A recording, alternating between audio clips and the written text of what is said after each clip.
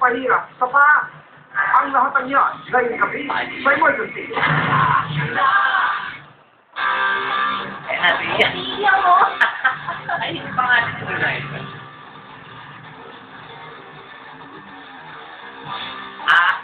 Ano ko na sa lupo? Gawain, magagawa sa tulong ng partner sa paa. Malaki ang bahagi ginagampanan ng ating sinusuot sa sapatos sa ating gawain. May mga sapatos sa pang-araw-araw.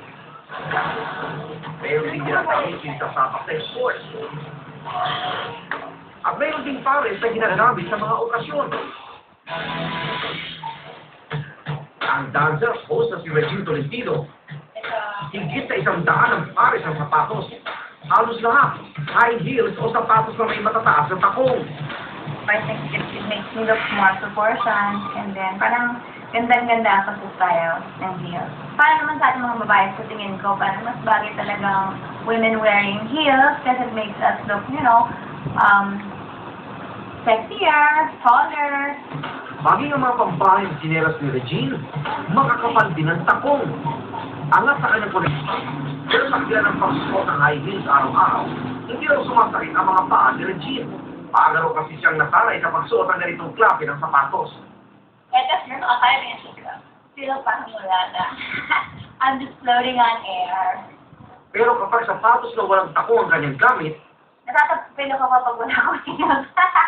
Tapos nagiging clumsy ako. So even my rubber shoes for dancing may use. isang suited kay Regine. Ibig sabihin walang art o pabilog na bahagi ang kanyang mga paa. Dahil na daw ito para mawala sa balanse kapag nakayapa o nakasuot ng sapatos na walang takong. Yung pagbagsak nila ng paa nila doon sa lupa, yung paa niya ay parang lumalapa. Yung tawag natin doon, pronated. Kadalasan ng mga tao na footed ang madaling nasasanay sa mga sapatos na matataas ang takong.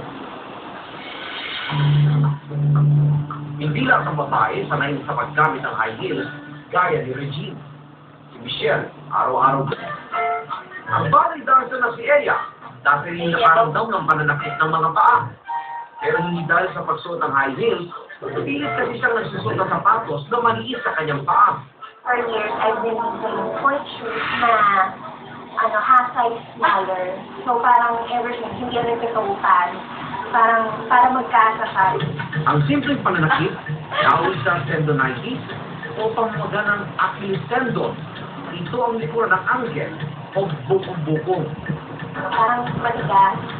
Parang kailangan mo ng i-warm up bago mo talaga magamit. Ganun. Tapos pag binigla mo, masakit talaga. Ilang sumailalim ni Eya sa therapy. Pinayuhan din siya ng doktor ng pasamatalang itigil ang pagsasayaw. Makalipas ng 1 taon, balik na siya sa trabaho. Kaya dahil sadyang matigas ang gamit ng sapatos sa balay, di nawawalan ng kalyo at paltos ang paa ni Eya.